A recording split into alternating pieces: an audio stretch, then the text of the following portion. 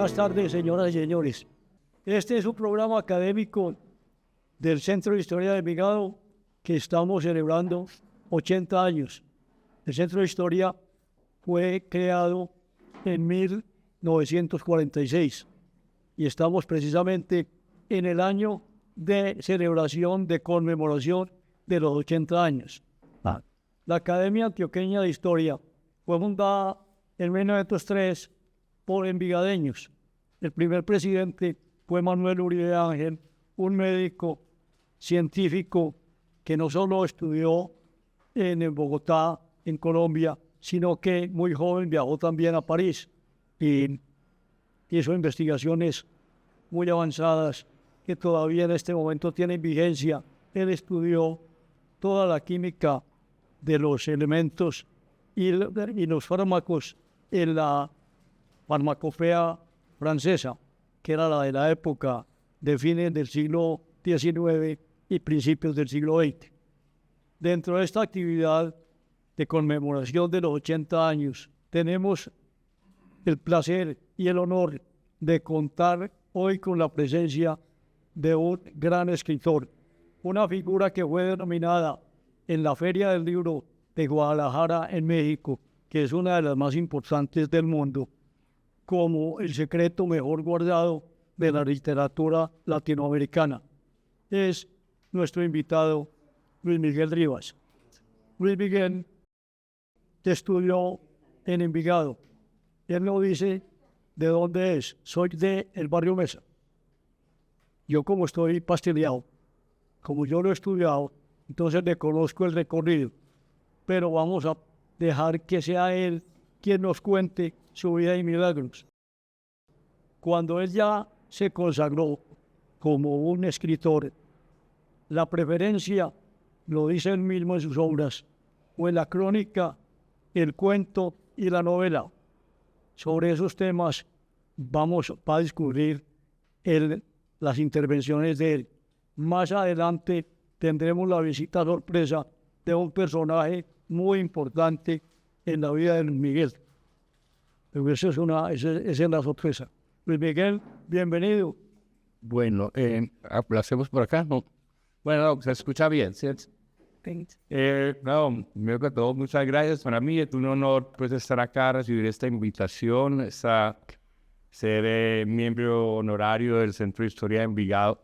Sobre todo porque decía al principio que es un evento académico, es una institución académica, pero la literatura es otra manera de conocimiento y que se mezclen un poco el arte y la narración literaria junto con la intención de conocimiento académico de nuestra historia me parece una cosa hermosa. Entonces un escritor, de todas maneras, es un historiador y ficciona un poco la realidad. Yo casi todo lo que he escrito y lo que tiene que ver con Antioquia, Envigado, Colombia, he partido de hechos que han existido, que han sucedido, de personas que he visto y sobre eso he ficcionado, pero finalmente termina siendo un testimonio histórico también. Así en la novela La más grande del muerto no se habla de Envigado, sino de Villalinda. Realmente se está hablando de algo conceptual que es el modo de ser de la idiosincrasia de un pueblo, nuestra manera de ver el mundo. Entonces, les repito, para mí es un honor estar acá y les agradezco mucho, pues, eso es. Hablabas un poco vos de la crónica, mi cuento y la novela. De la crónica es un género periodístico fundamentalmente que viene, pues, la palabra cronos, tiempo, cuenta hechos de un punto inicial a un punto final cronológicamente, aparentemente, y quiere dar cuenta de una realidad con base en los datos. Creo que uno nunca va a recordar las cosas como son. O sea, todo el que recuerda de alguna manera está mintiendo. Entonces la única manera que tenemos de comprender, por ejemplo, nuestro pasado es tener muchas versiones distintas, porque uno cuando recuerda de acuerdo a sus rayones, a sus predisposiciones, a sus conceptos ideológicos. Entonces solo cuando hay mucha gente recordando y mucha gente contando podemos tener un panorama amplio de la realidad de lo que nos ocurrió, ¿cierto? Yo hablo mucho, por ejemplo, del tema, o la novela tiene que ver con el tema de lo que nos pasó a nosotros entre los 80 y los 90, que es el asunto del narcotráfico. Entonces mucha gente dice, otra vez hablar de eso, y yo digo, Los gringos siguen escribiendo y haciendo películas sobre el Vietnam, los argentinos siguen haciendo historias y películas sobre la dictadura, los chilenos siguen hablando también. Entonces creo que sobre esos temas nunca no se van a agotar siempre y cuando se hagan con un criterio de conocimiento, pues no las series de Netflix que vemos ahora que son más como el espectáculo superficial, pero no, cuando hablamos de nuestro pasado queriendo comprenderlo, creo que es como el mismo papel que cumplen los historiadores, es parecido al de los escritores. En ese sentido, la crónica creo que también es como un testimonio. Y el cuento. Y el cuento y la novela. Los géneros, el cuento, un cuento es una historia pequeña con un solo personaje y un solo conflicto. Yo a veces escribo un cuento porque, no sé, me ocurren historias, a ver, no sé, yo ahora en mediodía estaba sentado en una cantinita de por mi casa y había un señor y una señora sentados ahí, estaban tomando unos rones a esas horas del día y el señor no hablaban, sino que él cantaba canciones de música carrilera y ella lo escuchaba, lo miraba, y esa imagen nomás a mí me dio como una tendencia y dije, ¿qué es el amor? ¿Qué es amar? Y el amor era como esa señora miraba a ese señor. Entonces, un cuento, uno tiene esa percepción de algo en la vida y yo ahí contaría la historia de esos dos, tal vez me inventaría quiénes son, de dónde vienen, pero el concepto fundamental era el amor, en esa mirada. Un día de semana, un lunes, ¿cómo? Bebiendo en un mundo convulsionado de guerras, ¿cierto? Con todas nuestras historias políticas, de todo, y ver esas dos personas ahí, la mirada de esa señora. Entonces, un cuento a veces lo que trata es de retratar un fragmentico de vida donde nos está diciendo algo que nos compete a todos como seres humanos, ¿cierto?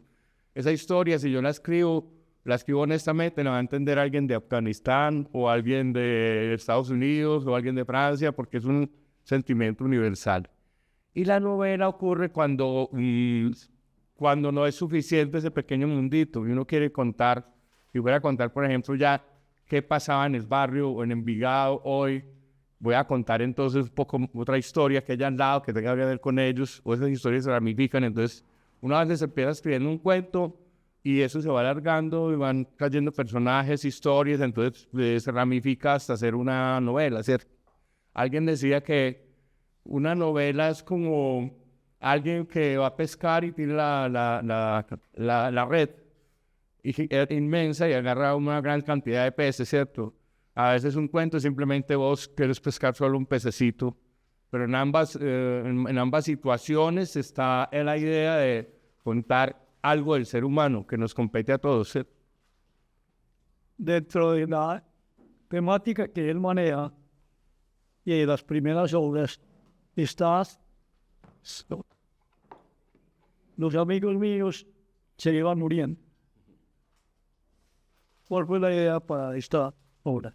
Varias. En aquella época, en los 80, un domingo, yo estaba pensando, ¿qué hago? Estoy desparchado, me voy a ver con Ramiro. No, Ramiro no está, Ramiro lo mataron. Me voy, pero sí estará Jairo. No, Jairo se murió también. Y como que me llegó la idea natural de ver, los amigos míos se iban muriendo. Me di cuenta como de eso y esa paradoja, esa contradicción entre dos palabras, que es vivir y morirse, y que eso también definía un poco nuestra cultura en ese momento. O sea, estábamos todos viviendo en medio de una muerte que nos rodeaba. Entonces surgió de eso, y a veces los cuentos surgen de varias. En una época yo trabajaba en Medellín, en un sindicato por la Universidad de Antioquia, pero tenía otro trabajo en el centro, entonces a veces me tocaba caminar. Fue la época de las bombas, se recuerdan. Y un poco había una tensión en el ambiente, una paranoia, y entonces en un momento yo iba caminando por el centro y había un tipo que iba delante de mí. Entonces en una esquina donde yo tenía que voltear, luego él volteaba. Luego más adelante se volvía a meter por la calle que yo me tenía que meter. Yo iba a entrar a un centro comercial y entonces yo pensé, ese tipo me está persiguiendo delante de mí. Y entonces pensé, pues caí en cuenta el grado de paranoia en que estábamos, que eso era posible dentro de mi cabeza. Bueno, y con varias situaciones. Entonces esto que les cuento primero, los amigos míos, este hombre, se mezclan varias historias y yo lo que hago es ensamblar, al hacer como un hilo narrativo que me mezcle todas esas sensaciones. poco es el origen de sus amigos míos se viven muy bien. ¿Y cómo llegó esa idea después del premio de la Piedra de la Llorada? La idea del... bueno, el premio de la Piedra de la Llorada fue muy gracioso, muy lindo, porque el primer premio era un cuadro, una obra de arte, evaluada pues en una cierta cantidad de plata. El segundo era otra obra de arte, evaluada en otra cantidad de plata menor, y el tercero eran 300.000 pesos en efectivo, pero yo lo que necesitaba era plata, entonces yo mandé el concurso a ver si quedaba de tercero. Y efectivamente quedé de tercero. Pues, entonces, hablando de eso, lo cuento un poco en esta crónica de usted no sabe quién voy a ser yo.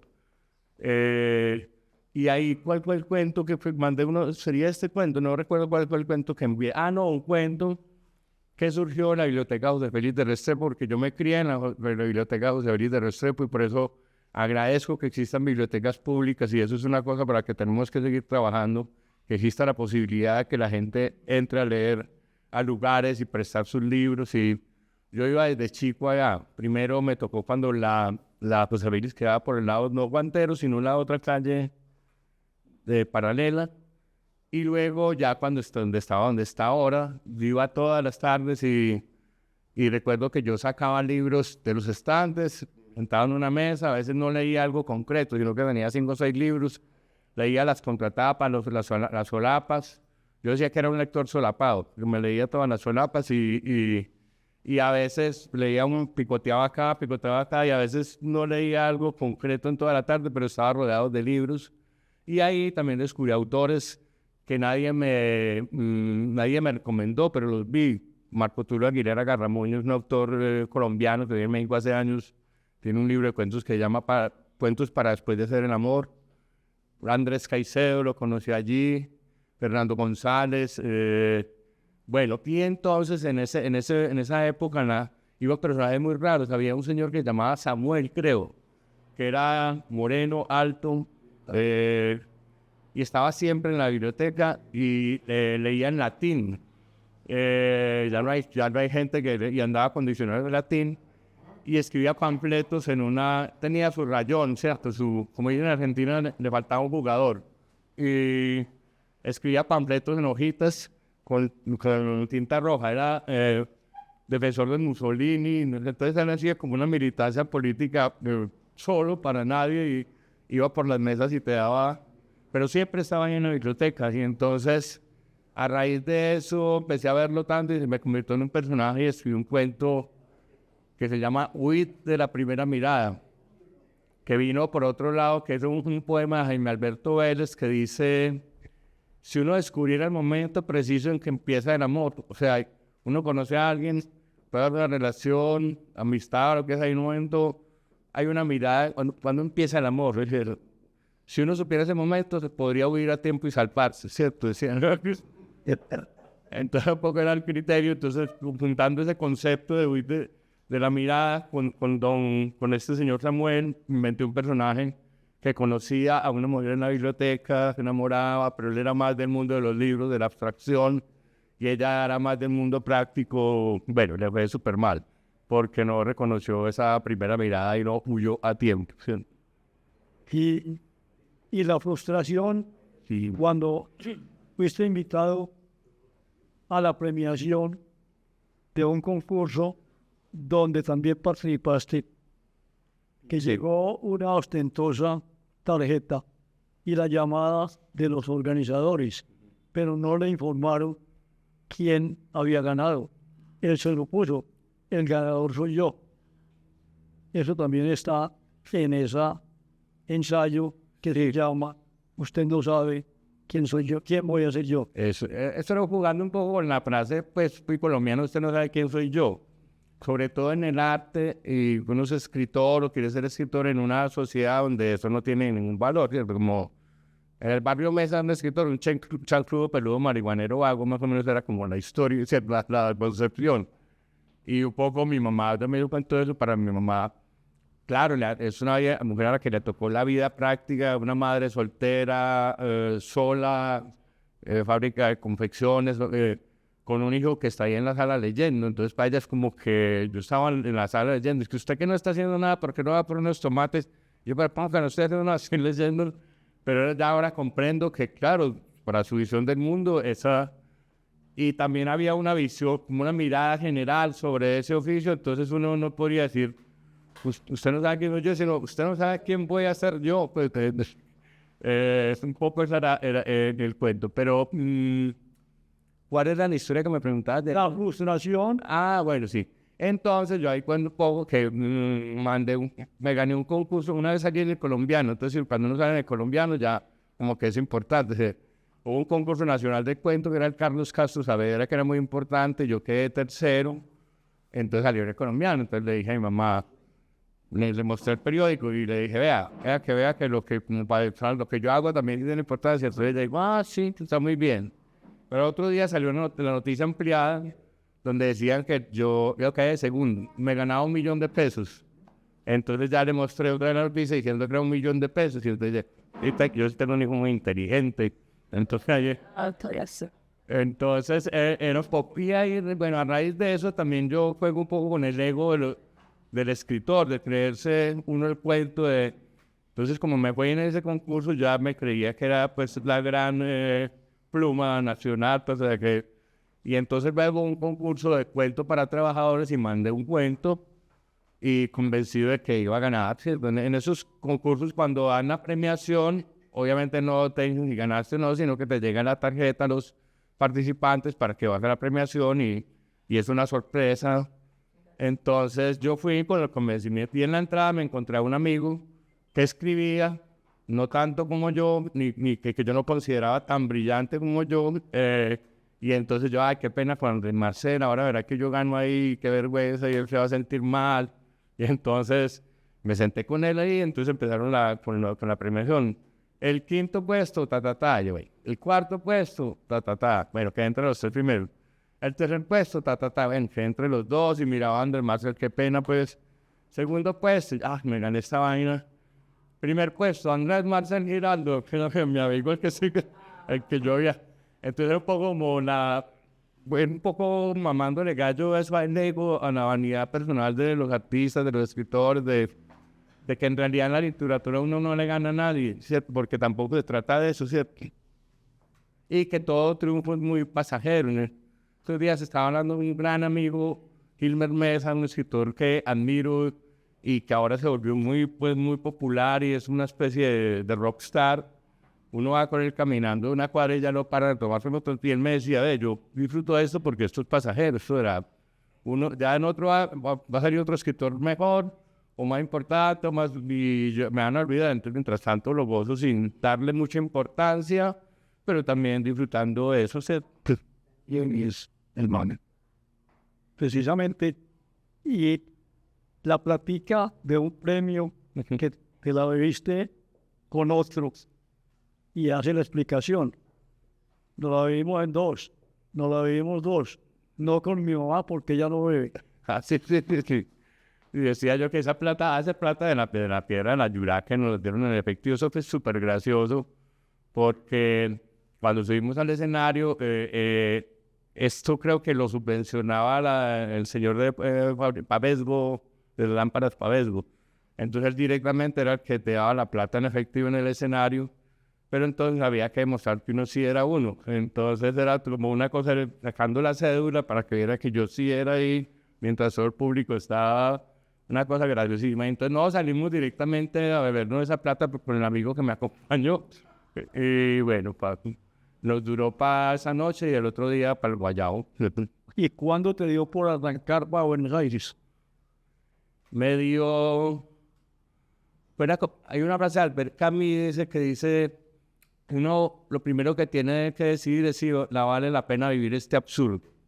Estaba como una época existencial en que nada tenía sentido, ¿cierto? No sé, me mato, arreglo esto o algo ahí. Entonces eso, tenía que decidir si sí valía la pena vivir este absurdo. Entonces dije, pues voy a vivir, pues, y voy a vivir el absurdo con lo que...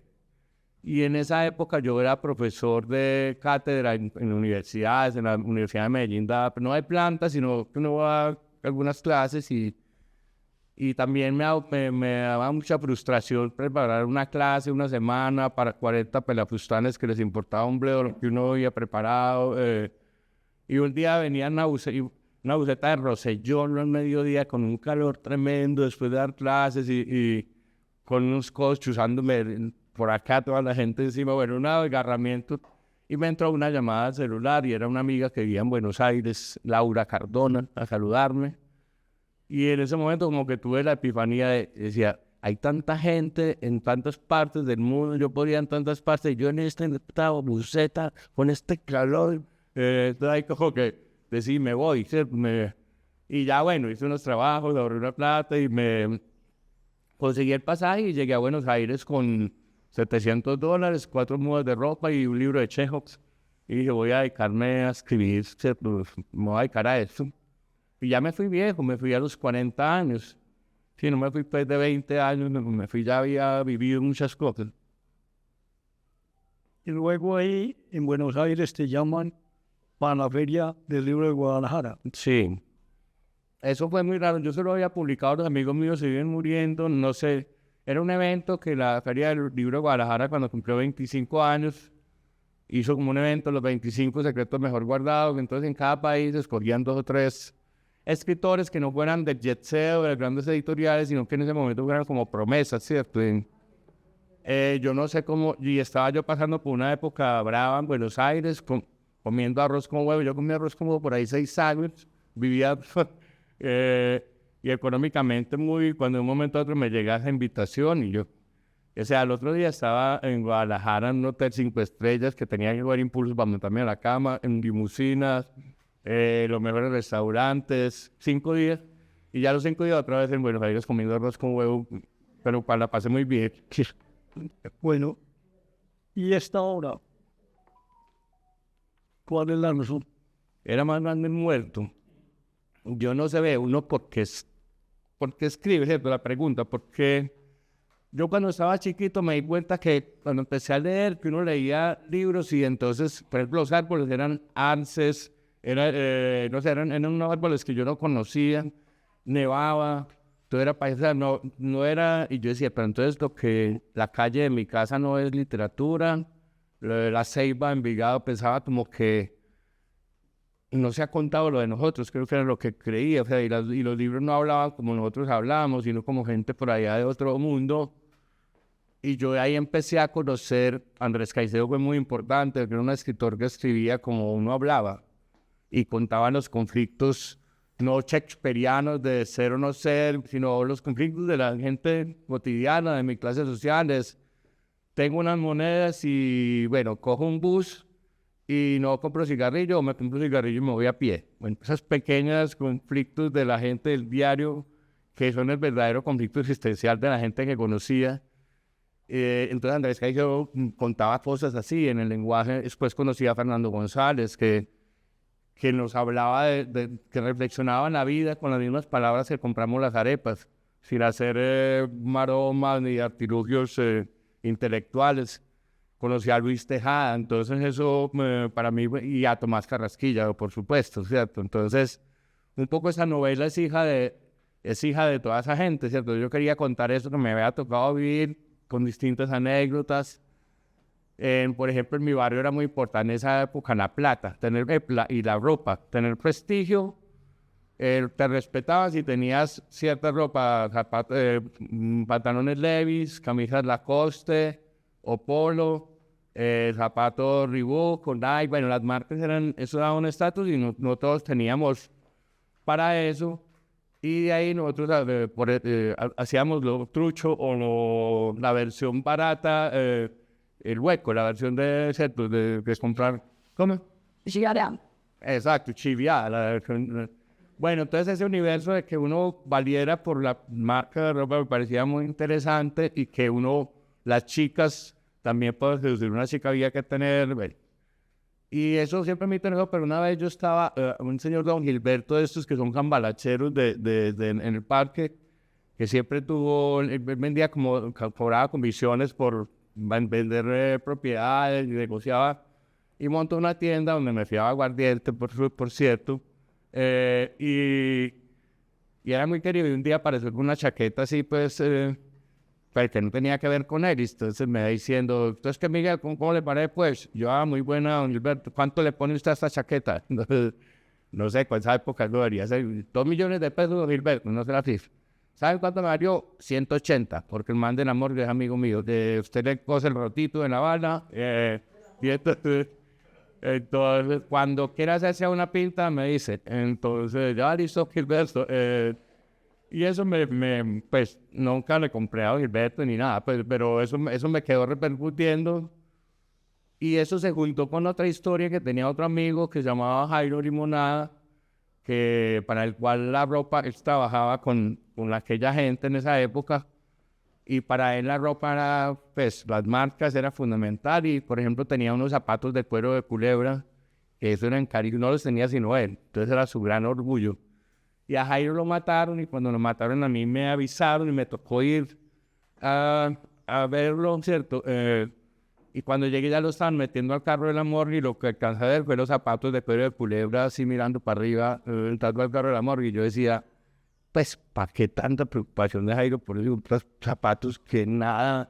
¿Cierto? Fue como una cosa, y entonces mezclando todas esas, tanto lo de la ropa de don Gilberto con lo de Jairo, con las cosas del mundo que me tocó vivir, había lo que hablábamos ahora, una novela que era de todo ese universo, y la articulé con la historia central de unos chicos pobres que quieren tener ropa, se dan cuenta que en la morgue están vendiendo, hacen un préstamo en la, ¿cómo se llama? En la natillera, con eso se compran una plata de un muerto que tenía la misma medida de uno de ellos, y entonces entonces él sale a chicanearle a los del barrio con la mala suerte de que los que habían matado al dueño de la ropa lo ven por detrás y dicen, nosotros ya habíamos matado a este man, pues, y entonces lo sigue y ahí empieza pues una novela, sí, en que está el humor también, o sea, no es que yo me ría de nuestra realidad, sino que nuestras historias son tan absurdas que simplemente contarlas ya nos da risa, ¿cierto? Y de verdad, era el secreto.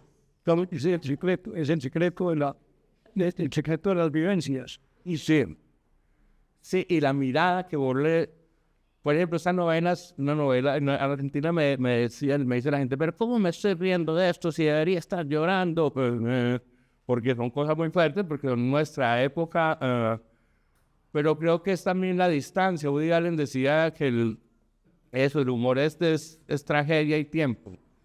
Eso pasó, ha pasado el tiempo, ya se ha elaborado, ya puedo... Y también el humor es una manera liviana de ver la vida. Yo digo una mirada susquineada o oblicua. Hay cosas tan fuertes en la vida que si vos te les paras de frente, te matan psicológicamente. ¿Ves? Entonces el humor a veces es como hacerse a un ladito, distanciarse un poco y relativizar eso Pero el humor, fundamentalmente los buenos humoristas nacen de que algo les ha dolido, ¿cierto? Si no es indolencia. Roque Alton dice que un humorista es un niño asustado que va por un callejón oscuro y se pone a silbar. Un niño asustado que va por un callejón oscuro y se pone a silbar. Un poco ese es el humor, o los humoristas, ¿cierto? Precisamente, la relación con los humoristas, hay uno muy célebre, muy amigo, en la vida descansa. ¿Cómo fue esa situación? Bueno, si yo en Buenos Aires... A ver, yo me fui como muy aburrido y con mucho resentimiento de acá, y al principio no quería saber nada de Colombia, vivía más como la realidad argentina, pero pasa el tiempo y uno ya se da cuenta pues no sé, hay algo que se va como asentando en uno, y empecé a volver ya a pensar empezar en Colombia, a ver, y en eso me ponía a beber, por ejemplo, y ponía en YouTube el Águila Descalza, ponía sketch hay uno muy célebre que es la versión que ellos tienen de Edipo Rey, que es maravilloso. Entonces, nada, era como que me reconcilié al cabo del tiempo. Y no sé, un día estaba todo prendido, me emocioné y les puse por Instagram, vea, yo no sé qué, yo escribo y vivo en Buenos Aires, y ustedes han sido muy importantes en mi visión del mundo, porque también hacen una crítica a la cultura antioqueña del humor. Y al rato me contestó Cristina, no, nosotros te hemos leído, te admiramos, nosotros vamos a Buenos Aires cada año y cada que vamos, esperamos encontrarte en una esquina. De hecho, vamos la semana entrante. Entonces ya fue, precisamente coincidió todo. Bueno, Buenos Aires nos juntamos a tomarnos un té o algo. Y ahí empezamos a hablar días, todos los días, a toda hora. Y se formó una conexión. García Márquez decía por ahí en una entrevista que uno conoce a los amigos de su vida hasta los 25 años, pero yo he conocido amigos importantes mucho después, como Gilmer, como David Betancourt, como Carlos Mario y Cristina, por nexos espirituales, ¿cierto? Por la visión del mundo. Hay una conexión ahí muy fuerte, hasta hoy puede ser. Y la cucha, ¿qué tiene que ver también en todo ello? La cucha es una vecina, pues no cae en cuenta que es de mi edad, pero siempre dijimos la cucha porque cuando estaba chica tenía cara de señora grande. Y en estos días me la encontré. Nada, sino que yo cuento en la crónica es que, bueno, a raíz de eso, de la amistad con Carlos Mario y Cristina, todo eso, una vez ellos invitaron a mi mamá a una de sus funciones ahí al Pablo Tobón. Y pues le adjudicaron una silla de honor. Bueno, mi mamá estaba... Y entonces mi mamá invitó a una amiga que era la cucha. Y entonces en un momento de la presentación al final, que es un teatro lleno, el Pablo Tobón, Carlos Mario y Cristina, dice, bueno, aquí está la mamá del escritor Luis Miguel Rivas. Entonces todos los reflectores apuntando a ella y todo el mundo aplaudiendo. Y ella no, como que era, no creía, era como un pajarito nubilado por un reflector. Y porque ellos me mandaron la grabación, Carmen y Cristina.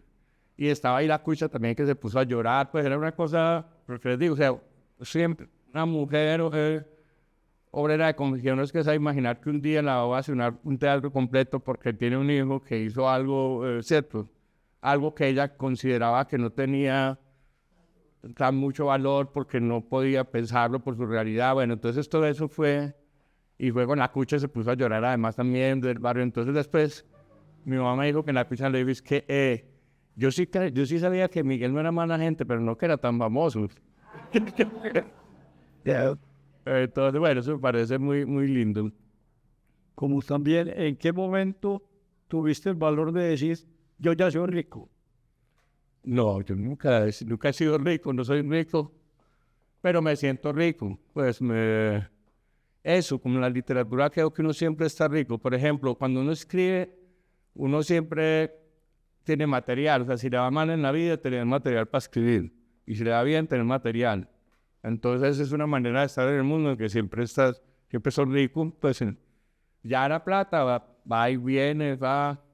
En estos días mi hijo me preguntó, él es músico, pues argentino, me dijo como que, pues cómo manejan la plata. Y entonces yo le dije, no, pues yo gano plata, a veces bastante, me la gasto, a veces poquito, no. Cuando se me acaba consigo. Y entonces me dice, bueno, ahorras. Y yo le digo, no, pues yo no tengo entradas fijas, no. Pues.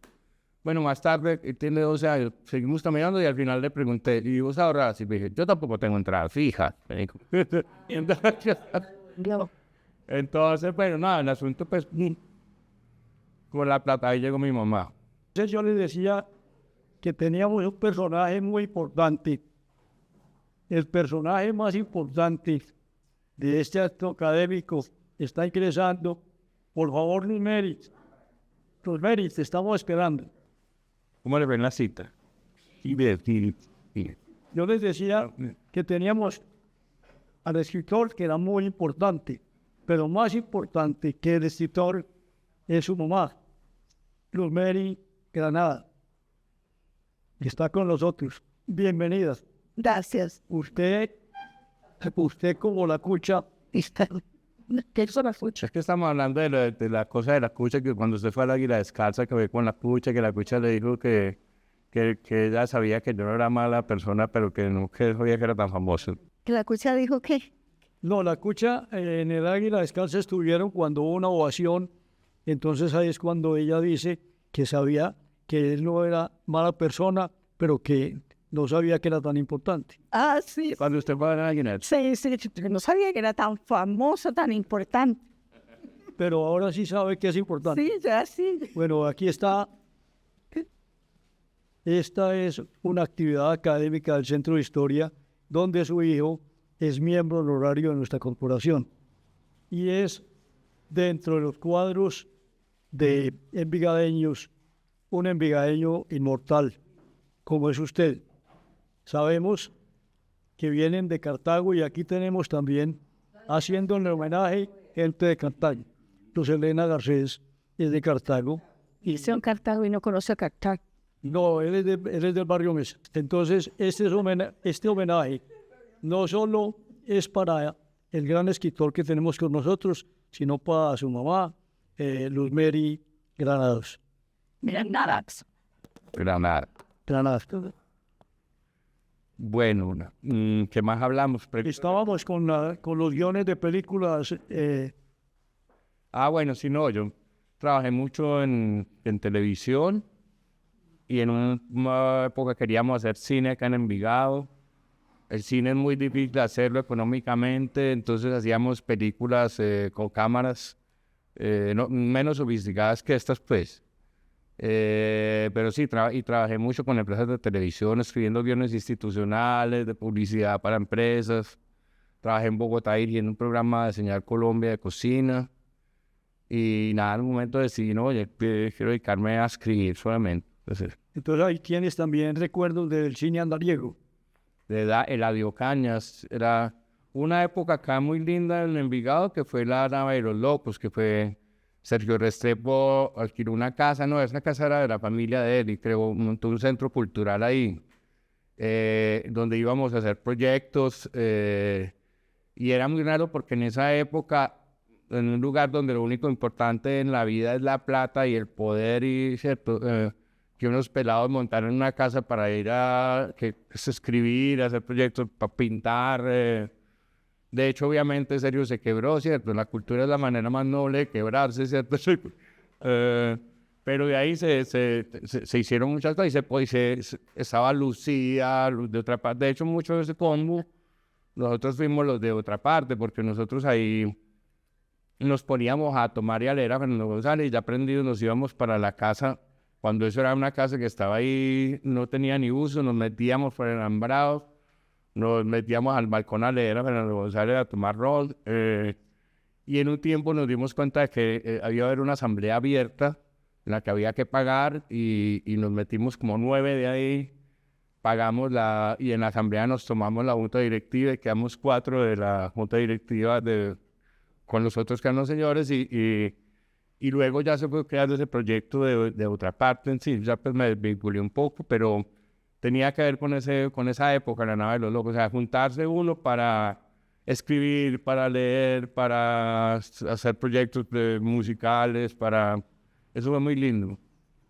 Realmente, Luis Miguel tiene un reconocimiento internacional, no solo pues en las ferias del libro, sino que la obra de él ya es conocida y reconocida en todo el mundo. Por eso la definición tan importante de esa feria del libro de Guadalajara, que lo acompañará toda la vida, donde dice el secreto mejor guardado de la literatura latinoamericana. ¿Cómo te cayó esa definición? Pues un poco exagerado, pero también es bueno. Pues no, ese era un nombre de un evento, ¿cierto? Y también, pero yo recuerdo que yo había publicado solo un libro y era con la editorial de AFI, y tanto que en editorial de AFI nunca mandó libros allá. Entonces, uno daba las charlas y después de las charlas, generalmente hay libros de los escritores que están en la charla. Yo era el único que no. Entonces yo lo que decía es, no, yo soy un secreto también guardado que ni la editorial me conoce, porque no había libros míos, ¿no? Pero bueno, esa bulla, digamos como escritor, esa bulla mediática, eso sirve mucho. Eso pues, uno como escritor no vive de la literatura, no vive de las regalías. Yo creo que las regalías solo vive ahora que en Mario Mendoza, de pronto, gente que ya son súper. Pero sí uno vive de la bulla. Yo antes escribía y me pagaban cualquier cosa, pero ya con la bulla de un nombre, yo ya cobro. Digo, bueno, ya una página mía vale esto y cobro el nombre. También se vive un poco los derechos. En un momento el canal Sony compró los derechos para hacer la novela más grande en web, para hacer una serie. pero sí, pero no propiamente la literatura. Bueno, entonces me decías qué repercusión, qué importancia tienen esos premios o esos nombramientos, más en el aspecto de la supervivencia material, sirven para eso. En la vida personal, nada, si usted se monta en la película y se cree escritor y se verá, pues, pero en realidad eso es pasajero y lo que yo digo, y además uno no siempre es escritor, que yo siempre digo eso, yo no, pues, yo no voy a comprar unos tomates y le digo, dame unos tomates mejores que yo soy escritor o cojo un taxi, llévame más rápido porque yo publiqué esa novela, pues, ni tengo como que ser inteligente o ingenioso, es un poco a veces como la obligación de los escritores en las entrevistas, saber qué opinas de política, de todo, ser, nada, uno es una persona normal, yo soy un man de Envigado y cuando escribo soy escritor. Y cuando no, estoy ahí en el parque o por ahí andando en la tienda del Bífer o ese. Bueno, y a todas esas, llegaste a AFIT. ¿Y qué tiene que ver Héctor Adolfo Sorinci con esas actividades espirituales? Ve, yo publiqué ese primer libro, los amigos míos se iban muriendo por envidia. Porque yo realmente queríamos hacer cine, pero entonces que no, ve, ahí en Medellín hay un tipo que era mi misma edad, de mi misma generación y hacía todo mejor que yo. Entonces sí había hecho películas en 35 milímetros, no sé qué, que se llama Andrés Burgos. Después yo iba a hacer cualquier actividad, si hay un tipo que hace eso, mejor que yo, Andrés Burgos. Entonces todo era como un cuento de Edgar Allan Poe que se llama William Wilson, que es alguien que tiene como un doble, que siempre se le aparece por donde va, bueno. Y un día paso por una librería y veo un libro de cuentos de Andrés Burgos, además también escribe, no sé qué, entonces llamé a un amigo y le dije, ¿viste? ¿Uno cómo hace para publicar allá? Entonces me dijo, vos llevas el cartapacio allá a FIT, al fondo editorial, y lo dejas y ellos lo leen y si les funciona, si les gusta, te lo publican. Entonces yo junté varios cuentos que tenía, los imprimí por pura envidia, pues para los atribuye para llevarlos a ver por rabia de ese desconocido del Burgos.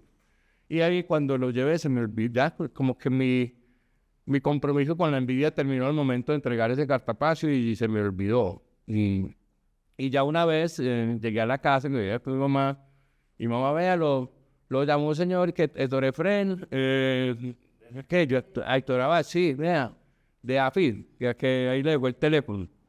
Entonces lo llamé a Héctor, me dijo de arriba, él era el director del fondo editorial en ese momento. Me dijo, los textos que vienen acá, yo leo generalmente el primer párrafo y lo paso a lectores que contratamos para que califiquen si se publica o no. Yo tu libro no fui capaz de parar de leerlo, lo leí, no fui a almorzar, lo leí completo y yo quiero que lo publiquemos y quiero conocerte. Y entonces venite mañana, entonces al otro día fui hablé con él me entregó el con observaciones de él de correcciones, ¿cierto? Y ya muchas correcciones, algunas eran estructurales y a mí me dio pereza y nunca se me olvidó eso. Y al tiempo, no sé, al mes estaba en otra parte, ahí de pato yo tomándome un café, cuando en otra parte había como un cóctel que invitaron una personalidad y estaba Héctor Abad y se me acercó. ¿Qué hubo arriba? ¿Qué hubo en el libro? No, Neto, me mucha pereza ponerme... no, hombre, corregirle con la ortografía y dos o tres cositas. Entonces, ahí sí hice las correcciones y lo mandé y él se volvió un súper defensor de ese cuento y de ese libro. Y como él tenía, por ejemplo, una columna en la revista Semana, cuando Semana era buena, hace años, y empezó una de esas columnas que la leía mucha gente, me empezó citando el libro mío, los amigos se cuento, bueno, él fue un gran impulsor, pues, todavía, pues, como lo que yo escribo, pues, somos muy distintos políticamente en muchas cosas, pero hay un amor, un cariño y un respeto y un nivel de relación ya, digamos, en otra instancia que es la literatura, en que ha sido súper generoso conmigo. Pues, Burgos es un gran cineasta, por lo menos acaba de tener. Y bueno, lo casual es que cuando a las 3 personas colombianos que invitaron como secretos mejores guardados de Colombia eran Andrés Burgos, otro Juan Arre y yo. Entonces ahí ya me tocó verme con Andrés Burgos, somos grandes amigos hoy, somos...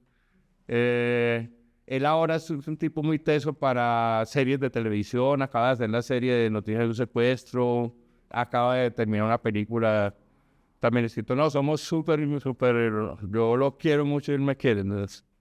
Y Marcel Giraldo se quedó en los corredores del templo Y Andrés Bodas. Y Andrés Marcel no siguió con la literatura, tiene proyectos sociales, escribe eventualmente, pero no lo, y es tipo muy talentoso, pero se dedicó a otras cosas, pues.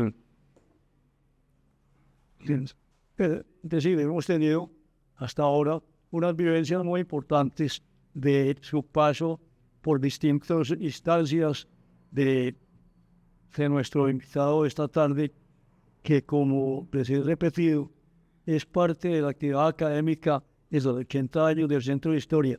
Estas instalaciones son dotadas por la Administración Municipal y tenemos desde el momento de la fundación, en 1946, del Centro de Historia de Envigado, el aporte, el apoyo permanente de todas las administraciones que han pasado o que hemos mantenido con la administración. Fue un gran entendimiento, un respeto mutuo. Nosotros no somos empleados públicos. Nosotros, el Centro de Historia es una organización privada, pero tenemos la vinculación y ejercemos algunas funciones con recursos públicos. Y tenemos las instalaciones. De ahí la invitación para esta tarde tan agradable con Luis Miguel y con su mamá. Tú tienes muchas cosas de Envigado. Hacete un recorrido por La Salle, por ejemplo. A mí me tocó La Salle cuando quedaba frente a la Fernando González, o sea, esa primera Salle, cuando yo, o sea, el primer año de La Salle, después ahí lo pasaron a Yurap, pero el primer año era ahí. No, La Salle es un... Fernando González dice que la infancia, hay que decir que la infancia es el momento más bello de la vida. Quien dijo eso no estudió con los salesianos, pero... Bueno, yo de los hermanos Asís no puedo decir lo mismo, no, fue muy lindo y tuve grandes profesores y ahí aprendí, ahí empecé a hacer teatro con Cristóbal Peláez. Yo tenía 10 años y La Salle contrató un profesor chico que recién llegaba de Europa, como de 26 años, Cristóbal Peláez, como profesor de teatro. Y ahí hicimos teatro juntos, con él pues unos años. En La Salle estuve también en los Boy Scouts, bueno, no sé, pues, toda mi primaria y toda el bachillerato allá, pues toda una vida. Entonces, no, mis recuerdos son... Me acuerdo que mi mamá me pagaba bus del colegio, pero uno siempre me venía a pie, por pura ociosidad, ¿cierto? Por pura cosa. Y en una de esas venía a pie me mordió un perro. Entonces, ya después para esconderle a mi mamá la mordida del perro y por qué no se ven en el colegio, bueno, todas esas historias de...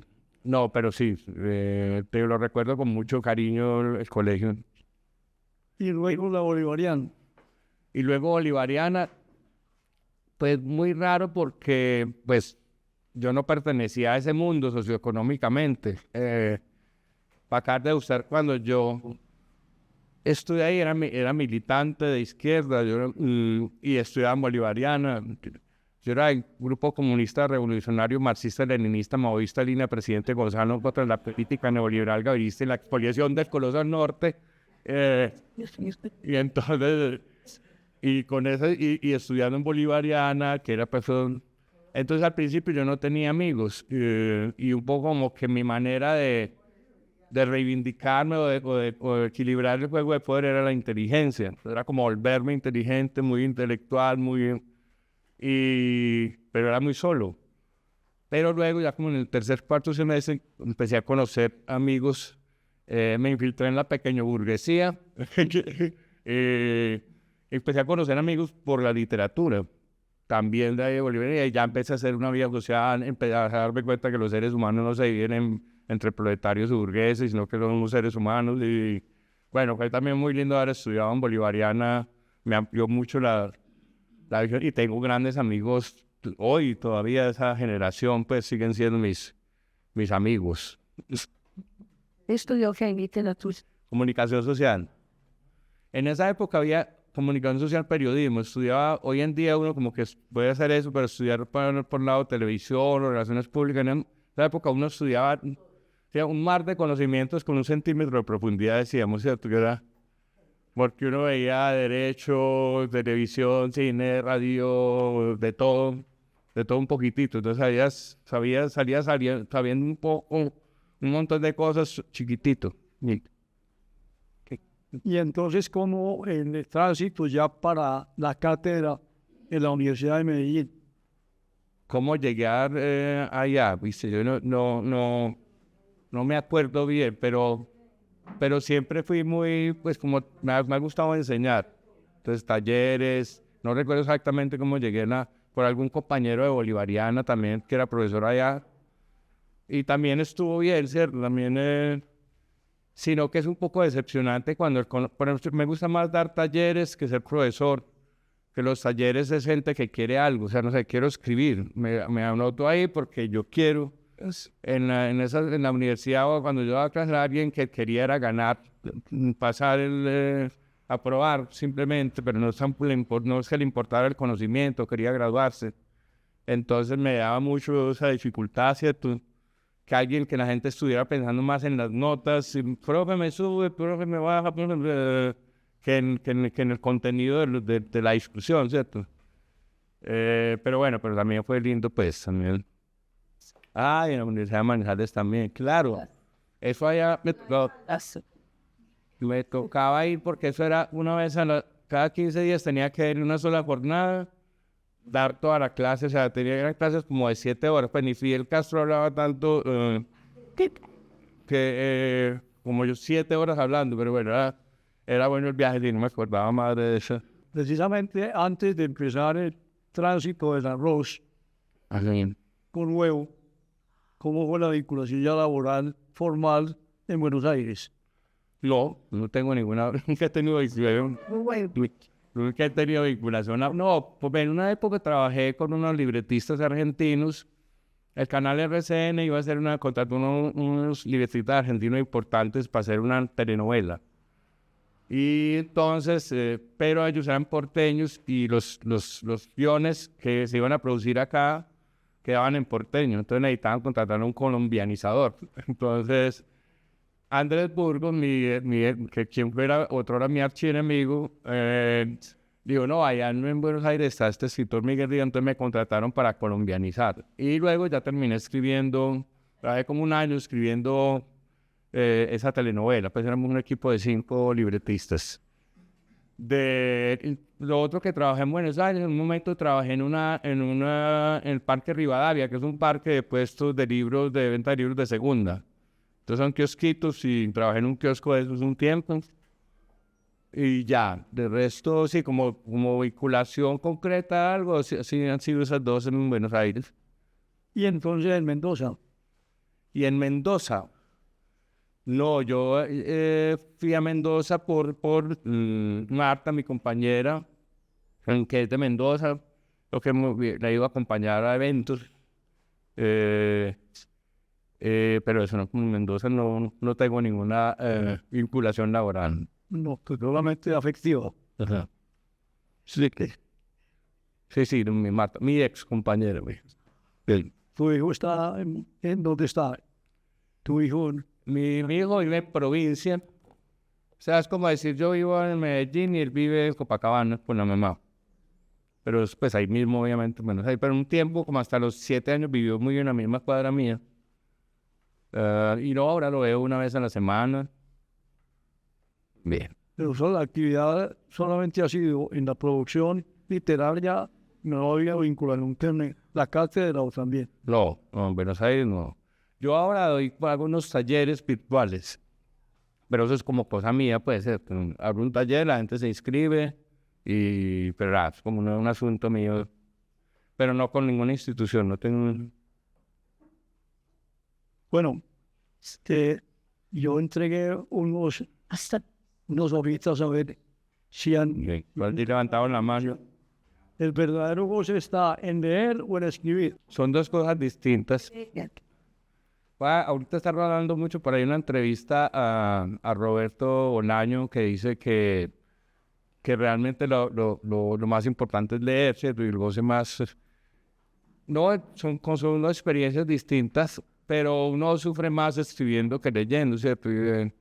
Pero el goce, por ejemplo, me acordaba de en este librito que escribió el hijo de García Márquez, Rodrigo Barcha, que habla que García Márquez, incluso en esos últimos momentos en que ya tenía su rollo de memoria muy agudizado, pero tenía momentos de lucidez, y en uno de esos momentos le dijo como, no hay placer más grande que leer una prosa bien escrita, ¿cierto? Entonces no hay mejor placer que una frase bien elaborada, bonita, precisa. Eso es un placer. Ahora, escribirla es otro cuento más. Pero tampoco creo que la escritura sea sufriente, pues, pero sí es un trabajo. La lectura es otra cosa más fluida, ¿cierto? Y Robert Alex.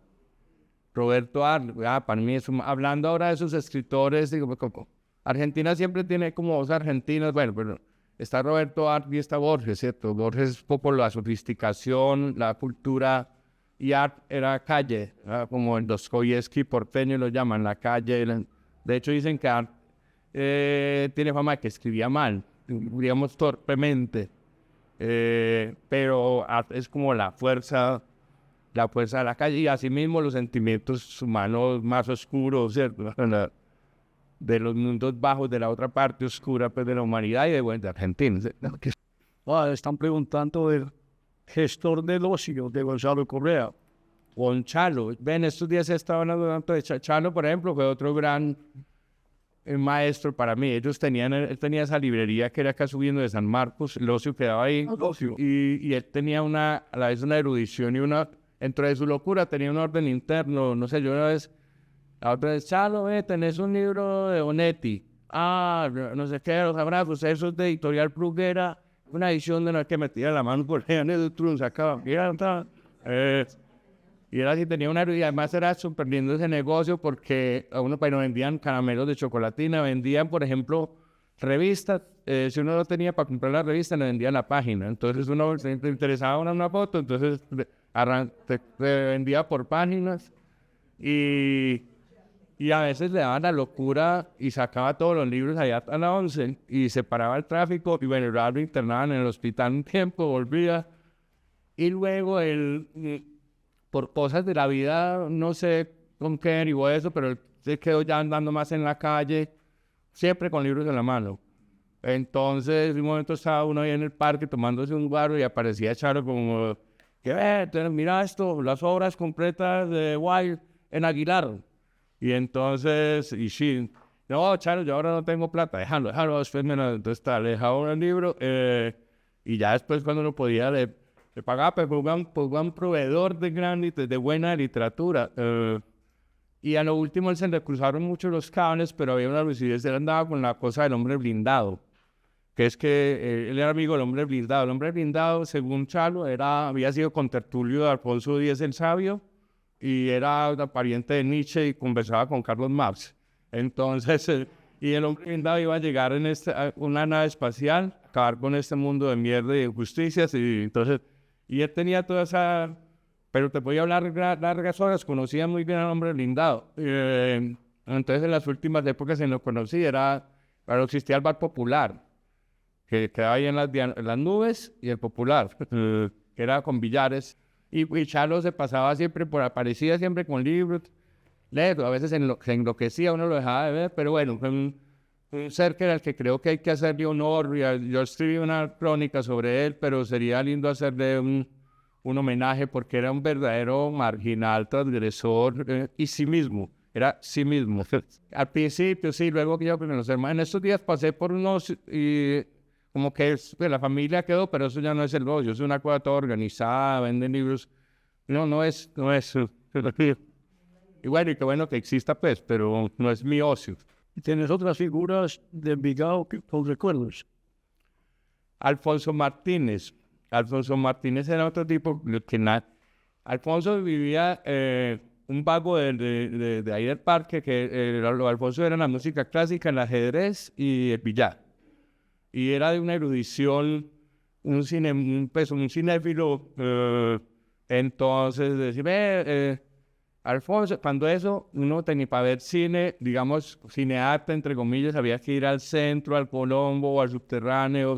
Luego, como hoy que uno en las plataformas ve que se pegaba a los viajes, entonces uno, Alfonso, están pasando una película de Bergman, Persona, y hombre, esa película, el fotógrafo es no sé quién y no sé quién, el director de arte no sé quién, y él lo preveía una música clásica, si uno quería como, hey, ve, quiero saber un poco de eso de tal época, entonces él grababa en casetes un pedacito de, no sé, Mozart, Bach, Tchaikovsky, te hacía una selección, yo creo que de grabadora a grabadora, y te vendía los cassettes, con selecciones y era de una erudición. No me acuerdo que en una época yo me estaba leyendo Ana Karenina, estaba ahí en el parque, y que fumamos trato, y entonces pasa el padre, ¿qué más, Miguel, qué está leyéndome? Entonces yo veo Ana Karenina, yo iba, no sé, iba en la página 300.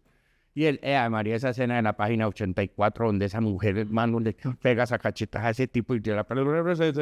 Una cosa que él se había leído hacía 20 años, yo iba a la página 300 y ya no me acordaba lo que me estaba diciendo de la 100.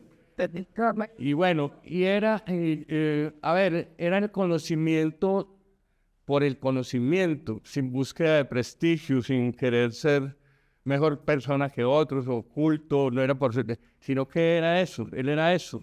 Y con la misma fruición gozaba de una buena partida de billar, que una obra de Tchaikovsky y que una película de Bergman y una borrachera en el parque. Era como otra...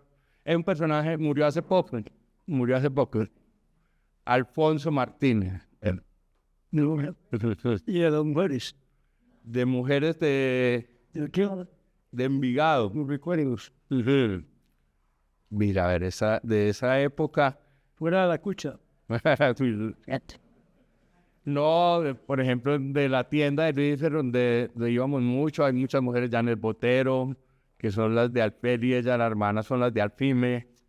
Janet es actriz, teatrera, pero también brillante, como combativa y siempre como las personas que piensan en los otros. Su vida es pensar en los otros, eso siempre me ha maravillado, sin ninguna pretensión de nada, simplemente como naturalmente lo vivo para que ayudarle a otros. Janet, que recuerde ahora, y bueno, no se me viene, si me acuerdo más tarde le digo. Esta es una sesión supremamente importante. Yo invito a los miembros del Centro de Historia por un momento aquí al frente. Luis Miguel, muy agradecido con tu presencia. Muchas gracias. Muy bien.